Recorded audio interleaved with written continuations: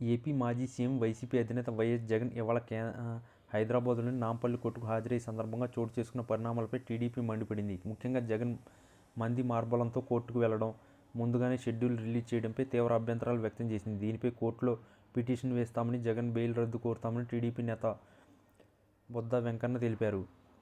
లక్షల కోట్లు దోచుకుని 11 ఈడీ కేసులున్న జగన్ ముద్దాయిగా కోర్టుకు హాజరు కావడంలో తప్పేముందని బొద్దా ప్రశ్నించారు. అయితే ఆయనే కోర్టుకు సమయాన్నిచ్చేలా షెడ్యూల్ విడుదల చేయడం ఆశ్చర్యం కలిగిస్తుందన్నారు. 11:30 లోపలకు వెళ్తాడంట, 12:30కు బయటకు వస్తానని జగన్ షెడ్యూల్ ఇచ్చాడంటున్నారు. అంటే న్యాయమూర్తి చెప్పినట్లు జగన్ వింటాడా, జగన్ ముందే నిర్ణయం తీసుకుంటాడా అని ప్రశ్నించారు. ఈ విచిత్రం ఎక్కడైనా ఉందా? న్యాయ వ్యవస్థను కూడా డికేటెడ్ చేస్తున్నానని భయభ్రాంతులు కల్పించేందుకు జగన్ ఉద్దేశం అని బొద్దా తెలిపారు.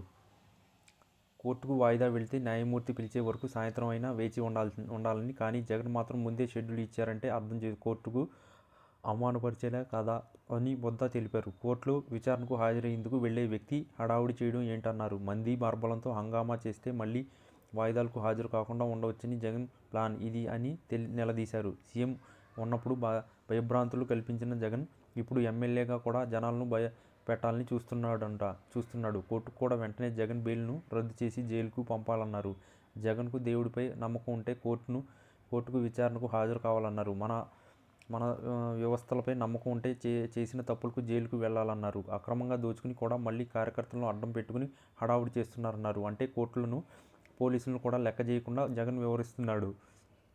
తమ న్యాయవాదులతో మాట్లాడిన అతని బెయిల్ రద్దు చేయాలని పిటిషన్ వేశానన్నారు. జగన్ లాంటి అవినీతి పరుడు బయట ఉండకూడదన్నారు. కోర్టుకు ఒక్కడే వెళ్లాల్సి ఉన్న దారి పొడవునా కార్యకర్తలు రెచ్చగొట్టేలా రూట్ మ్యాప్ ఇచ్చాడన్నారు.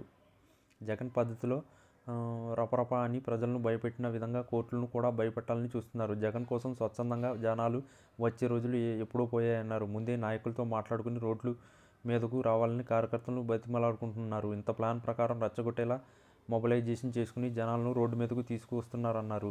కేటీఆర్, జగన్ ఇద్దరూ సమానమేనని, వాటి గురించి ప్రత్యేకంగా చెప్పనక్కర్లేదన్నారు. ప్రజాదాన్ని కొట్టేసి కూడా 12 ఏళ్లైనా బెయిల్పై ఉండడం అనేది చాలా దుర్మార్గం అన్నారు. ఈ అంశాన్ని సీరియస్గా తీసుకుని కోర్టును ఆశ్రయించమన్నారు. జగన్ కోర్టుకు వస్తే శాంతి భద్రతలు విఘాతం కలుగుతుందనే ప్రకటన వెనుక కూడా కుట్ర ఉందన్నారు. ప్లాన్ ప్రకారం అల్లర్లు, హడావుడి చేసి జగన్ కోర్టుకు రావద్దని కోర్టుతోనే చెప్పేలా చేస్తాడంటున్నారు. డబ్బులు ఇచ్చి కిరాయి మనుషులకు పెట్టుకున్నాడు. జగన్ ఏం చెబితే అదే వారు చేస్తున్నారు. జగన్ను వెంటనే విచారణ పిలిపించి బెయిల్ రద్దు చేసేలా చూడాలన్నారు. ఈ విషయంలో న్యాయ నిపుణులు కూడా ఆలోచన చేయాలన్నారు.